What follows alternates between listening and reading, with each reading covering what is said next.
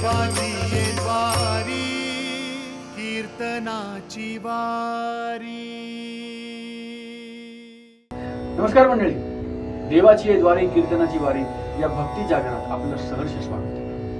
ज्ञानदेवे रचिला पाया तुका झाला से कळस. भागवत धर्माचा पाया ज्ञानेश्वर महाराजांनी रचला आणि तुकाराम महाराज त्याचा कळस टाकला. महाराष्ट्राच्या संत परंपरेत संत तुकाराम महाराज यांचं योगदान अनन्यसाधारण. त्यांच्याच एका अभंगाचं निरूपण बघूयात आजच्या कार्यक्रमात. जय जय राम कृष्ण हरे. जय जय राम कृष्ण हरे. जय जय राम कृष्ण हरे. कृष्ण जय जय राम कृष्ण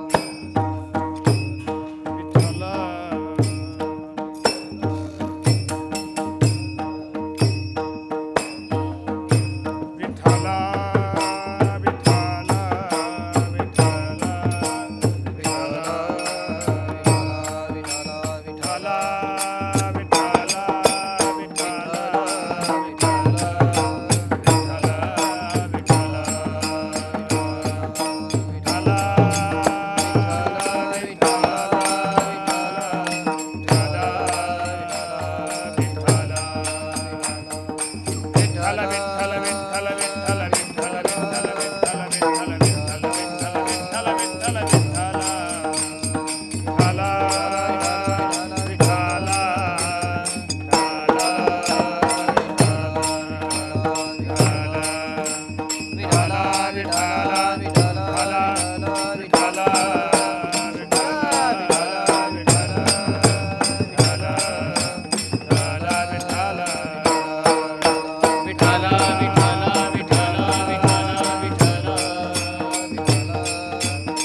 कुंडली कवरदारी विठ्ठल श्री ज्ञानदेव पंढरीनाथ भगवान माऊली ज्ञानेश्वर महाराज जगद्गुरु तुकाराम महाराज राजाधिराज छत्रपती शिवाजी महाराज विठाला विठाला विठाला विठाला विठाला विठाला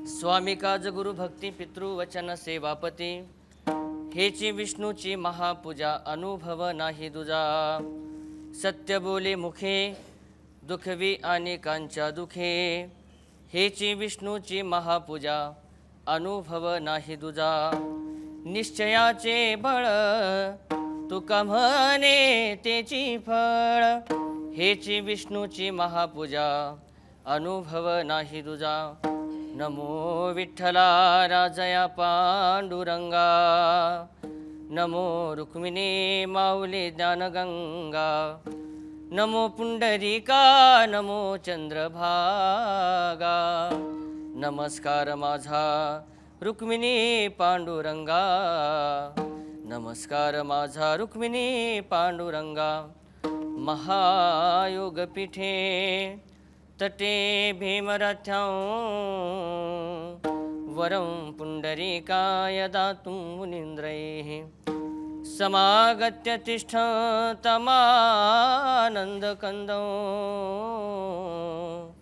परब्रह्मलिङ्गं भजे पाण्डुरङ्गं गुरुर्ब्रह्मा गुरुर्विष्णु गुरुर्देवो महेश्वरः गुरु साक्षात् परब्रह्म तस्मै श्री गुरवे नमः जयांचे केलिया स्मरण होय सकळ विद्यांचे अधिकरण तेची वंदू श्री चरण श्री गुरूंचे ते नमस्कार होणे आता पांडुरंगा करू प्रथम नमन दुसरे चरण संतांची या त्यांच्या कृपादाने कथेचा विस्तारू बाबाजी सद्गुरु दास तुका विठ्ठला विठ्ठला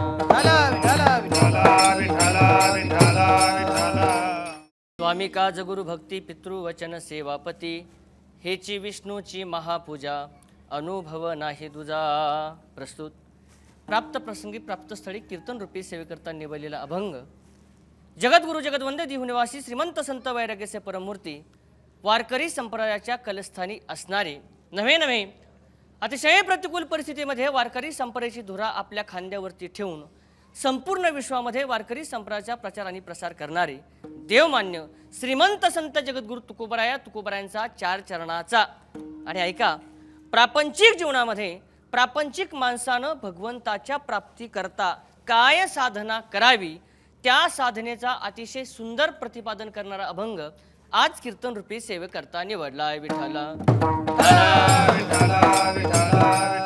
तुकोबराय या अभंगामध्ये सांगतात स्वामी काज अरे एखाद्या नोकरानं आपल्या मालकाची प्रामाणिक सेवा करणं म्हणजे भगवान विष्णूची पूजा एखाद्या सतशिष्यानं आपल्या गुरु महाराजांची प्रामाणिक सेवा करणं म्हणजे भगवान विष्णूची पूजा एखाद्या मुलानं आपल्या आईवडिलांची प्रामाणिक सेवा करणं म्हणजे भगवान विष्णूची पूजा आणि एखाद्या पत्नीनं आपल्या पतीची प्रामाणिक सेवा करणं म्हणजे भगवान विष्णूची पूजा तुकोबऱ्या सांगतात भगवान विष्णूच्या पूजेमध्ये जे फल आहे ना तेच फल या चौघांच्या पूजेमध्ये आहे याच्यापेक्षा वेगळा अनुभव माझ्या जीवनामध्ये दुसरा नाही हेची विष्णूची महापूजा अनुभव नाही दुचा विचारला तुकोबरायांना महाराज मी माझ्या पतीची सेवा करते मी माझ्या आईवडिलांची सेवा करतो मी माझ्या गुरूंची सेवा करतो आणि मी माझ्या मालकाची सेवा करतो माझी सेवा देखील भगवान विष्णूची पूजा व्हावी असं जर मला वाटत असेल तर मी सेवा करत असताना कोणत्या नियमाचं पालन करावं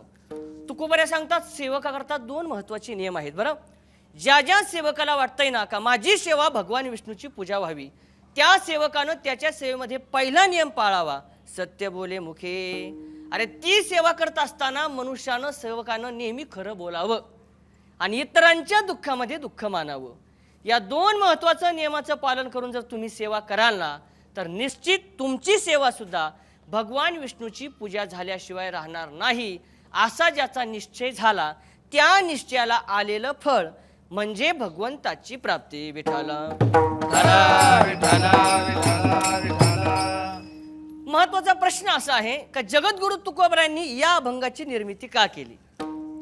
अभंग सोपा आहे ना. नोकरानं मालकाची सेवा करणं, मुलानं आई वडिलांची सेवा करणं, पत्नीनं पतीची सेवा करणं म्हणजे भगवान विष्णूची पूजा. मग या अभंग जर एवढा सोपा आहे तर तुकोबरायांनी या अभंगाची निर्मिती का केली? तर त्याचं उत्तर आहे का? त्याचं उत्तर असं आहे, कुठलाही मनुष्य म्हटलं का मनुष्याच्या ठिकाणी दोष असतातच. बघा मला तुम्हाला विचारायचं आहे, दोष नाही असा मनुष्य शोधून सापडणार नाही. मला तुम्ही सांगा ना, दोष नाही असा माणूस आहे का हो? यत्र यत्र जीवत्वम तत्र तत्र दोषत्वम. जगाच्या पाठीवर फक्त दोघच निर्दोष आहेत बरं. एक आहे निर्दोष संत आणि दुसरे आहे निर्दोष ब्रह्म. कुठलाही माणूस म्हटलं का माणसाच्या ठिकाणी दोष आहेत. या दोषामध्ये दोन प्रकार आहेत बघा. एक आहे दोषाचा प्रकार लौकिक दोष आणि दुसरा दोषाचा प्रकार पारमार्थिक दोष. दुसरा प्रकार आहे पारमार्थिक दोष. पारमार्थिक दोष कशाला म्हणतात? बरेच माणसं असे आहेत बघा, त्यांचं वय वर्ष 80-90 वर्ष झालंय, पण त्यांना अजून तुकोबरायांचा गाथा, ज्ञानोबरायांची ज्ञानेश्वरी माहिती आहेत का नाही? असे नमुने आहेत का नाही? भरपूर पाहायला मिळतात ना. अरे एक मनुष्य पंढरपूरला चातुर्मासामध्ये 4 महिने ज्ञानेश्वरी ऐकत होता. ज्ञानेश्वरीचं प्रवचन 4 महिने. चातुर्मास संपण्याकरता फक्त 15 दिवस शिल्लक राहिले आणि मग ज्यांच्याकडे तो प्रवचन ऐकत होता त्या महाराजांनी विचारलं, का हो 3.5 महिन्यापासून तुम्ही ज्ञानेश्वरी ऐकता, तुम्हाला ज्ञानेश्वरीच्या ओव्या सगळ्या कळतात का? त्यांनी सांगितलं, महाराज ज्ञानेश्वरीमध्ये ओव्या पण असतात का? हे कुणाचं सांगतोय? अरे ज्यानं 3.5 महिने ज्ञानेश्वरी ऐकली त्याची जर ही पंचायत, तर अजून याच्यापेक्षा बरेच पुढचे नमुने पाहायला मिळतात. का सांगतो? अरे ज्याच्या जीवनामध्ये कधीच ज्ञानेश्वरीचा आणि तुकोबरायांच्या गाथ्याचा संबंध आला नाही, समजून चालायचे त्याच्या जीवनामध्ये पारमार्थिक दोष आहे.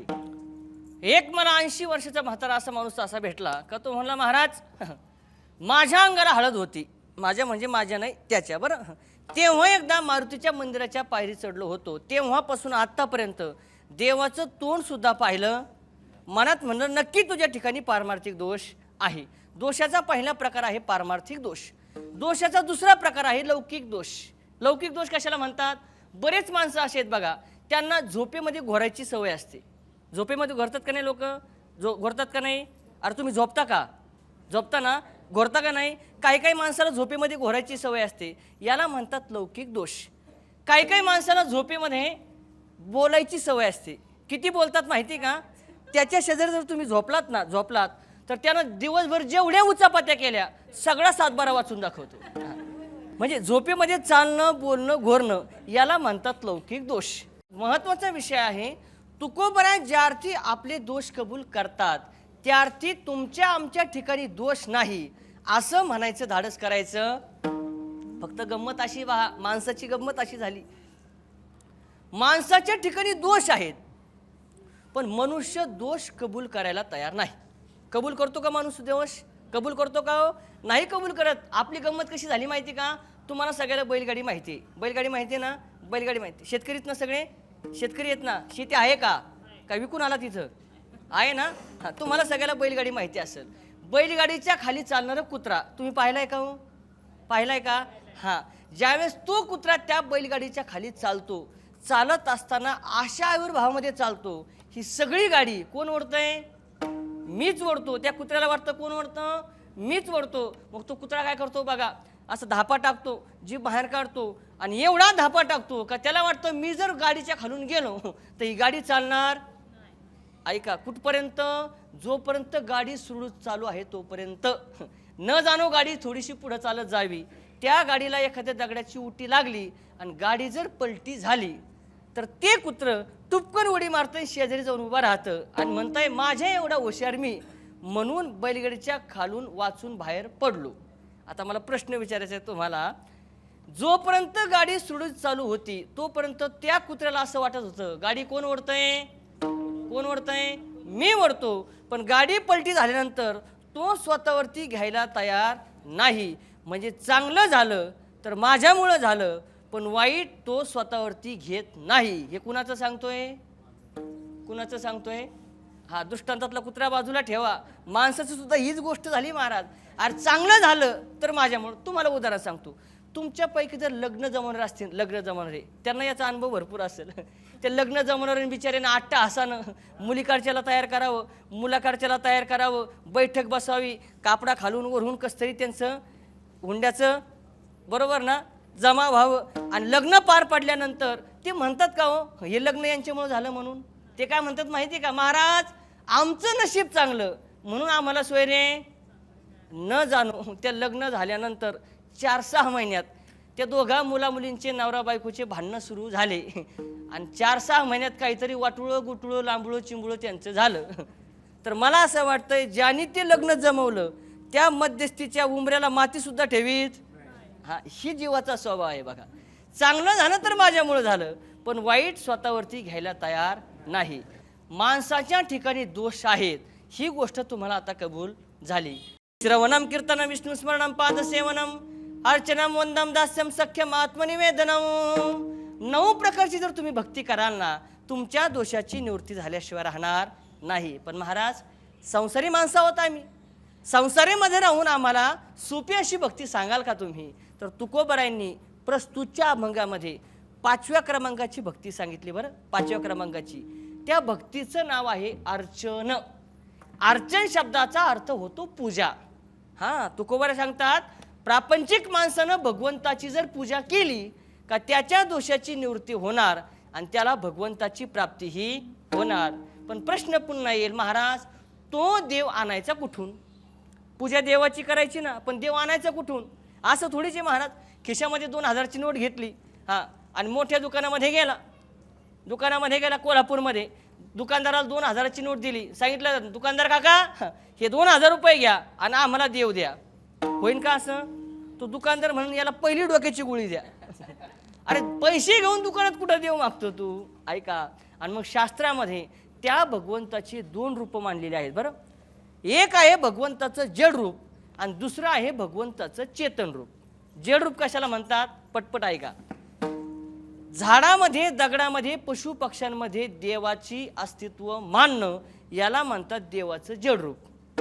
आमच्या लहानपणी आमच्याकडून जर कुत्र्याला लात लागली तर आमची आई म्हणायची कुत्र्याच्या पाया पडा. कुत्र्यामध्ये काय आहे खंडोबा आहे कुत्रा पण मानतो देव. याला म्हणतात भगवंताचं जड रूप. ऐका बरं पुढं. तुम्ही ज्यावेळेस सकाळी सकाळी उठता स्नान करता आणि तुळशीला पाणी घालता असं आपण गृहीत धरू. रोज पाणी घालता तुळशीला घालता. मग ठीक आहे. ज्यावेळेस तुम्ही तुळशीला पाणी घालता त्यावेळेस तुळशीमध्ये भगवंताचं रूप मानता का नाही. मानता का नाही. आहे झाड पण मानता देव. याला म्हणतात भगवंताचं जड रूप. अजून पुढे सांगू. वटपौर्णिमेला तुम्ही त्या येड्या बाबीला प्रदक्षिणा तुम्ही खरंच जागे आहेत का. वटपौर्णिमे दिवशी कशाला प्रदक्षिणा घालता वडाला. वडामध्ये देवाचं रूप मानता का नाही. आहे झाड पण मानता देव. याला म्हणतात भगवंताचे जड रूप. जसे भगवंताचे जड रूप आहेत ना. ऐका. तुळशीची पूजा केली, वडाची पूजा केली, उंबराची पूजा केली तरी भगवंताची पूजा ठरते. हां तसं भगवंताचे काही चेतन रूप सुद्धा आहेत का त्यांची जर तुम्ही तुमच्या जीवनामध्ये पूजा केली ना ती पूजा भगवान विष्णूची पूजा झाल्याशिवाय राहत नाही. तेच भगवंताचे चेतन रूप जगद्गुरु तुकोबराय प्रस्तुतच्या अभंगाच्या 1ल्या चरणामध्ये सांगतात. स्वामी काज गुरु भक्ती, स्वामी काज गुरु भक्ती, स्वामी काज गुरु भक्ती, स्वामी काज गुरु भक्ती, स्वामी काज गुरु भक्ती, स्वामी काज गुरु भक्ती, स्वामी काज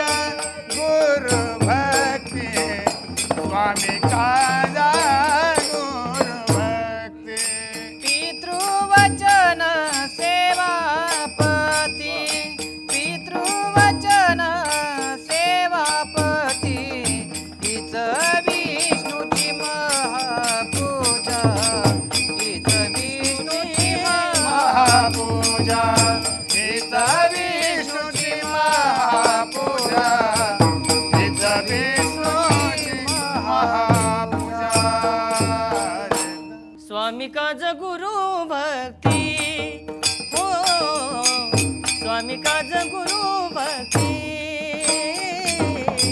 स्वामी काज गुरु भक्ती हो स्वामी काज गुरु भक्ती पितृवचन सेवापती पितृवचन सेवापती हेची विष्णूची महापूजा हेची विष्णूची महापूजा पितृवचन सेवापती पितृवचन सेवापती विष्णूची महापूजा हो विष्णूची महापूजा पूजा. ऐका तुकोबरा सांगतात नोकरानं मालकाची सेवा करणं म्हणजे भगवान विष्णूची पूजा. शिष्यानं गुरु महाराजांची सेवा करणं म्हणजे भगवान विष्णूची पूजा. मुलानं आई वडिलांची सेवा करणं म्हणजे भगवान विष्णूची पूजा. आणि पत्नीनं पतीची सेवा करणं म्हणजे भगवान विष्णूची. तू म्हणता महाराज हा तर खूप सोपा पर्ल आम्हाला सांगितला तुम्ही. मला सांगा ना कोणता मुलगा आई वडिलांची सेवा करत नाही? सगळेच मुलं आई वडिलांची सेवा नक्कीच करतात. कोणता शिष्य गुरु महाराजांची सेवा करत नाही? हा सगळे शिष्य करतात. सगळ्याच बायका आपल्या नवऱ्याला लाटण्याने मारतात असं होतंय का? म्हणजे तुम्ही हसलात त्या अर्थी याच्यात काहीतरी गोंधळ असू शकतो बरं. मग महाराज मी जर माझ्या पतीची सेवा करते, मी जर माझ्या आई वडिलांची सेवा करतो, मी जर माझ्या गुरु महाराजांची सेवा करतो तर माझी सेवा भगवान विष्णूची पूजा होईल का? शास्त्र सांगतंय तुमची आमची सेवा भगवान विष्णूची पूजा होऊ शकत नाही. का होऊ शकत नाही? आपल्या सेवेमध्ये 6 प्रकारचे दोष आहेत बरं. अतिशय महत्त्वाचे दोष आहेत. शास्त्र सांगतंय तुमच्या आमच्या सेवेतला पहिला दोष आहे स्वार्थ. स्वार्थ. मुलगा आई वडिलांची सेवा करतो पण कोणता दोष आहे? स्वार्थ. कसा दोष? स्वार्थ.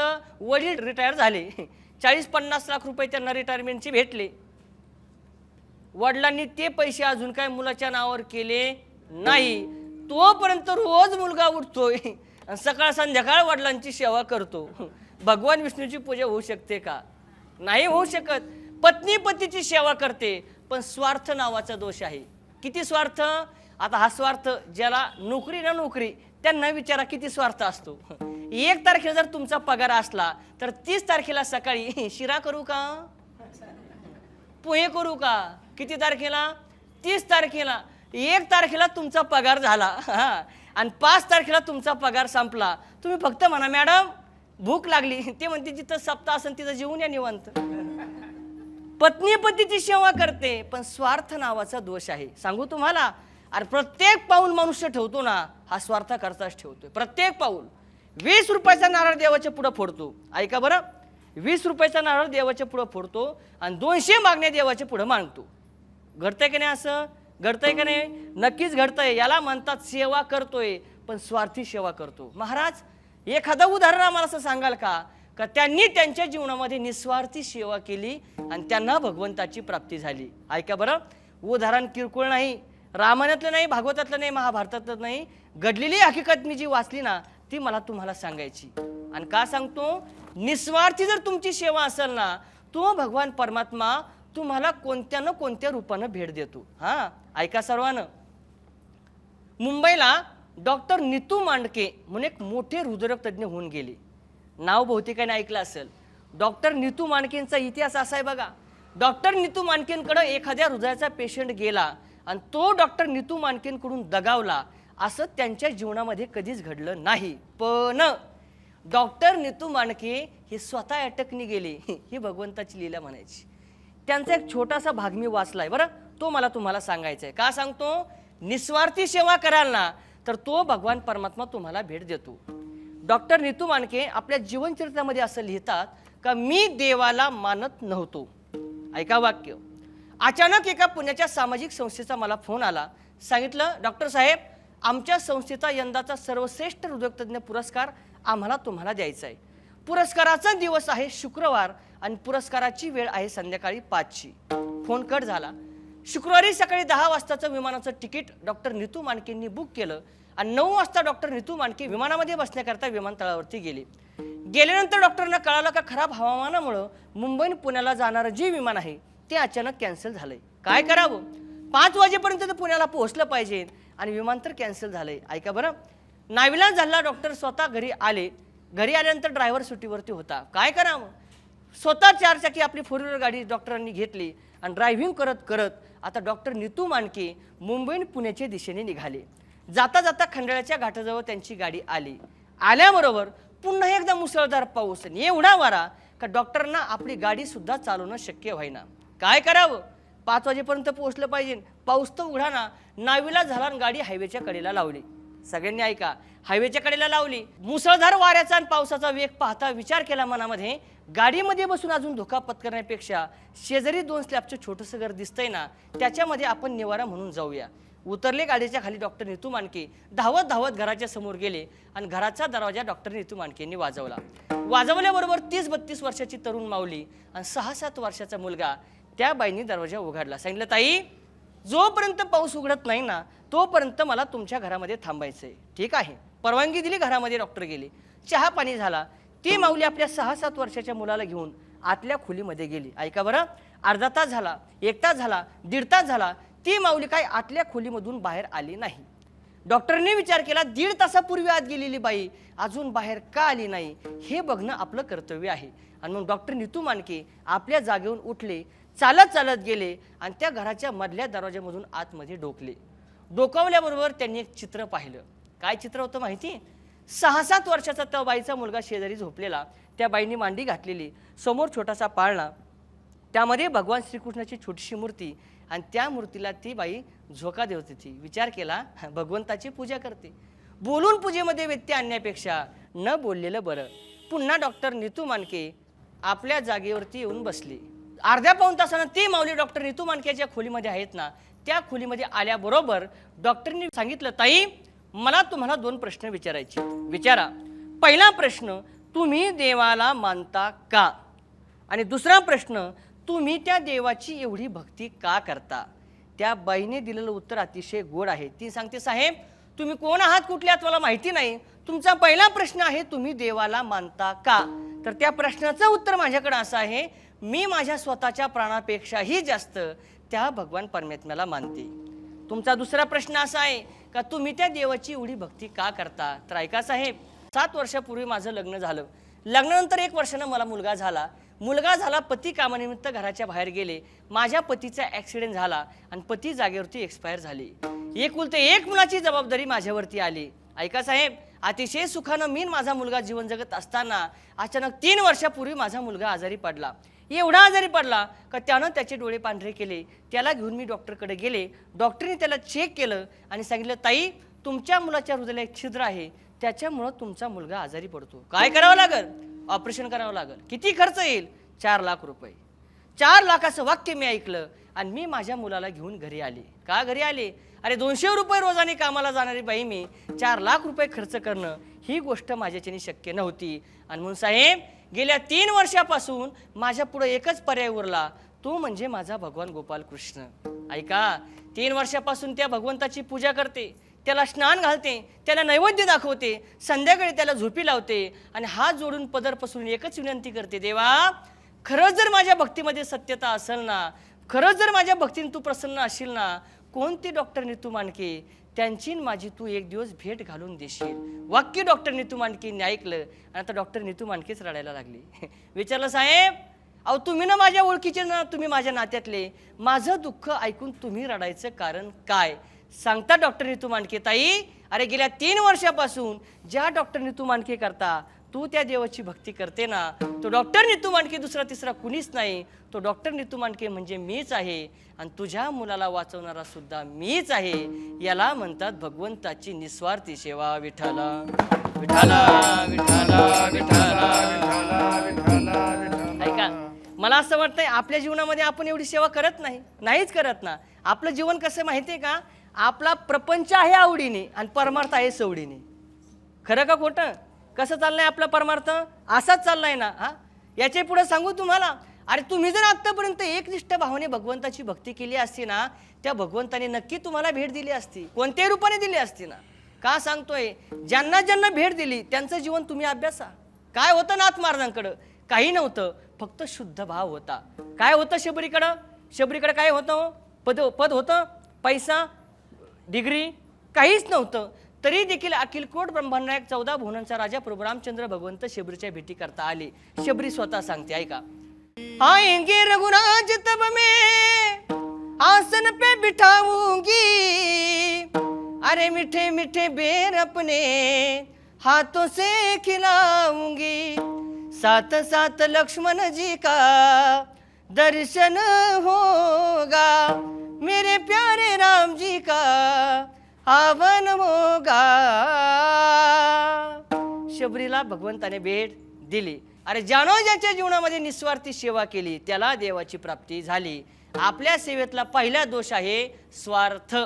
आपल्या सेवेतला दुसरा दोष आहे अविवेक. विचारपूर्वक तुम्ही सेवा करत, विचारपूर्वक सेवा करतो का आपण देवाची? नाही करत. नवरात्रामध्ये उपवास धरता का तुम्ही? नक्की धरता. मग नवरात्राच्या उपवासाला डांगर भोपळा आणि भेंडीची भाजी खावा लागती, हे तुम्हाला कोणत्या महाराजांनी सांगितलं? खाता का नाही? नक्की चाललाय तुमच्याकडे. पण आमच्याकडे बऱ्याच बाईला डांगर भोपळा खातात, भेंडीची भाजी खातात, शेपू खातात. बाई वांगच खाय ना, त्यापेक्षा खाली राहिलेच काय शिल्लक. याला काय म्हणणार तुम्ही? अविवेकी भक्ती. याला शुद्ध मराठीत प्रमाणे एकच आहे, पीछे से आया ना आगे.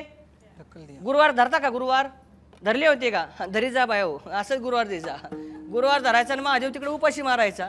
चांगला परमार्थ आहे. आपली भक्ती अशी चालली महाराज, अशीच चालली. देखोवे की परमार्थ याला म्हणतात. आपल्याकडे बरेच माणसं असे पाहायला भेटतात. विचारलं का हो गोविंदराव, का माळ घातली? तो सरळ सांगतो, महाराज माझ्या वडिलांनी घातली होती म्हणून मी. हेच उत्तर पाहायला भेटतं का नाही हो? ऐकायला भेटतं का नाही? नक्की भेटतं. तुमच्या आमच्या सेवेतला दुसरा दोष आहे स्वार्थ. तुमच्या आमच्या सेवेतला तिसरा दोष आहे अप्रामाणिकपणा. तुमच्या आमच्या सेवेतला चौथा दोष आहे उद्धटपणा. तुमच्या आमच्या सेवेतला पाचवा दोष आहे बेजबाबदारपणा. आणि तुमच्या आमच्या सेवेतला सहावा दोष आहे मीपणा.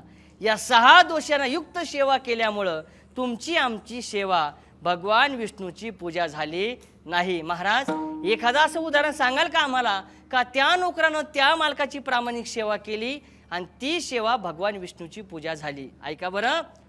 तुमच्या आमच्या सर्वांचं श्रद्धास्थान, तुमच्या आमच्या सगळ्यांचं स्वाभिमान. या जगाच्या पाठीवर हजारो राजे होऊन गेले, पण एक राजा असा होऊन गेलाय ना, का त्या राजाचं वास्तव्य आजही प्रत्येकाच्या मनाच्या मंदिरामध्ये आहे. त्या राजाचं नाव आहे छत्रपती शिवाजी महाराज. छत्रपती शिवाजी राजांनी त्यांच्या जीवनामध्ये असंख्य असे मावळे कमावले का त्यांनी स्वतः महाराजांकरता प्राणाचं बलिदान दिलंय. नोकरानं मालकाची प्रामाणिक सेवा मला सांगायची. जोपर्यंत छत्रपती शिवाजी राजांचा जन्म झालेला नव्हता, या महाराष्ट्रावरती फक्त आणि फक्त मुघलांची सत्ता होती. सांगू तुम्हाला, अरे अफजल खानासारख्या एखाद्या पठाणी सरदारांनी यावं, पंढरपूरच्या रावळामध्ये गावरान गाईची कत्तल करावी, एवढे वाईट दिवस या महाराष्ट्राच्या मातीवरती होते. महाजिजाऊ साहेबानं तुळजा भाऊंच्या समोर साकडं घातलं आणि छत्रपती शिवाजी राजांचा जन्म झाला. ऐका पटपट. छत्रपती शिवाजी राजे ज्या वेळेस जन्माला आले ना, बालवयातच त्यांना स्वराज्याच्या स्थापनेची डोळे लागले. जावं छत्रपतींना महासाहेबाकडं, आम्हाला स्वराज्याची स्थापना करायची. सांगावं महासाहेबांना, राज तुम्ही अजून लहान आहात, एवढ्या बालवयामध्ये लढाई करणं तुम्हाला शक्य नाही. मोठे झालात ना, नक्की तुम्ही लढाई करा. ऐका, छत्रपती शिवाजी राजे आता वयाचे 10-12 वर्ष पूर्ण झाल्यानंतर पुन्हा एकदा छत्रपती शिवाजी राजांना स्वराज्याच्या स्थापनेची डोळे लागले. छत्रपती शिवाजी राजांनी सह्याद्रीच्या कड्याकापर्यामध्ये जायला सुरुवात केली आणि एक एक मावळा आता गोळा करायला सुरुवात केली. बाजी आला, तानाजी आला, एक एक मावळा जमा केला आणि छत्रपतींनी सांगितलं, बाजी स्वराज्याची स्थापना करायची. ठीक आहे महाराज. हातावरती बेल भंडारा दिला, रायरेश्वराच्या मंदिरावरती पिंडीवरती बेल भंडारा वाहिला आणि हर हर महादेव म्हणून गर्जना केली आणि स्वराज्याच्या स्थापनेकरता छत्रपती शिवाजी राजांनी सुरुवात केली. एकही गड किल्ला छत्रपती राजांकडे नव्हता. एक एक मावळा जायचा आणि एक एक गड किल्ला घेऊन यायचा. आता गडांची संख्या झाली होती 10. महाराष्ट्रातल्या प्रत्येक जनतेला असं वाटायचंय, जोपर्यंत माझ्या राजा जिवंत आहे ना, तोपर्यंत आता आम्हाला कुणाच्या पारतंत्याखाली जगावं लागणार नाही. पण त्या सोनेरी दिवसामध्ये एक काळ दिवस असा उगवला का प्रत्येकाच्या पायाखालची जमीन सरकली. कोणता होता तो काळ दिवस? छत्रपती शिवाजी राजे बाजीप्रभू देशपांडेसह 700 मावळ्यांसह कोल्हापूर जिल्ह्यातील पन्हाळा गडावरती मुक्कामी असतानाच सिद्धी जोहर नावाचा एक पठाणी सरदार आला. 40,000ची पठाणी फौज घेऊन आला आणि त्यानं त्या पन्हाळ्याच्या पायथ्याशी भक्कम वेढा दिला. एवढा वेढा भक्कम होता, एक नाही, दोन नाही, तब्बल 3.5 महिने त्या सिद्धीनं त्या पायथ्याशी वेढा ठेवला. छत्रपती शिवाजी राजांना वेढा तोडण्याचा पुष्कळ प्रयत्न केला,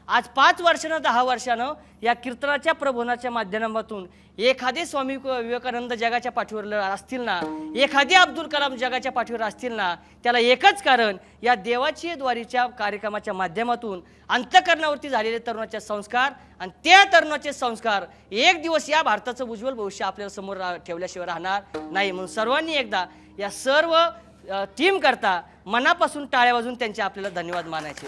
हां, भरपूर कार्यक्रम येतात, भरपूर कार्यक्रम जातात, पण ज्या कार्यक्रमाच्या अट्टहासातून या जगाला एक वेगळी दिशा मिळते ना, ते कार्यक्रम नक्की जगाच्या पाठीवरती अजरामर राहतात. म्हणून या सर्व टीमचे अतिशय श्रेष्ठ आम्ही आभार मानतो आणि पुनश्च एकदा सर्वांचे आभार मानून याच ठिकाणी सेवेला पूर्णाम देतो. निश्चयाचे बळ तुका म्हणे त्याचे फळ, हेची विष्णूची महापूजा अनुभव नाही तुझा. ज्ञानेश्वर माऊली ज्ञानराज माऊली तुकाराम, ज्ञानेश्वर माऊली ज्ञानराज माऊली, माऊली ज्ञानेश्वर माऊली ज्ञानराज माऊली तुकाराम. ज्ञानेश्वर माऊली ज्ञानराज माऊली. विठ्ठल जय जय विठ्ठल, जय विठ्ठल जय जय विठ्ठल. हा बोलिले बोलले देवा पुढे उतरे. करा क्षमा अपराध महाराज तुम्ही. हा नाही विचारे अधिकार म्या आपला. करा क्षमा अपराध महाराज तुम्ही.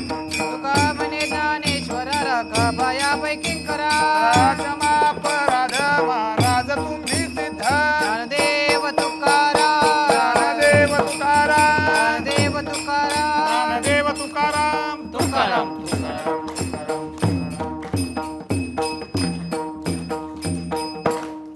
पुंडलिक वरदानी विठ्ठल, विठ्ठल श्री ज्ञानदेव तुकाराम. पंढरीनाथ भगवान की, माऊली ज्ञानेश्वर महाराज की, जगद्गुरु तुकाराम महाराज की, छत्रपती शिवाजी महाराज की.